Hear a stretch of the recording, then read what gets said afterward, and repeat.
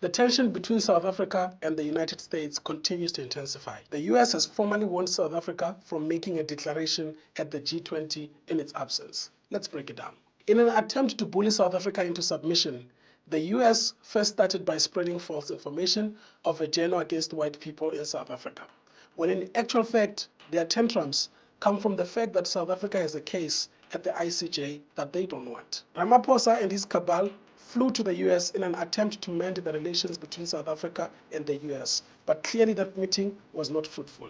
The US went further to make claims of communism in South Africa, and that South Africa shouldn't even be part of the Gs of the G20. To exacerbate the situation, Donald Trump pulled out and said that he will send his deputy president, Vance. And then later, he said no US official will attend the G20 in South Africa. South Africa didn't seem moved by the US's withdrawal.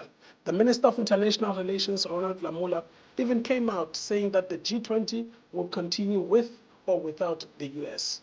Cyril Ramaphosa even added himself that it is their loss, not ours. Usually after a conference, there would be a declaration that all leaders would sign to. A declaration is simply a consensus political statement that world leaders aim to commit to. It's not a legally binding format, but it is a commitment that world leaders undertake to factor in to their policies and ultimately for implementation. The US, in its absence, opposed the declaration, saying that they will block any attempt to try to implement anything that comes from the declaration. If you want to easily understand how the US is operating, you should think of it as children who are playing at a playground, and one of them being the bully. The bully then tells all the other kids that you will not play when I'm not around. Even if the bully was invited and decided not to come, no child will play. Ironically, South Africa is supposed to do a handover to the US since the US will be hosting the next round of the G20. It seems like for the first time,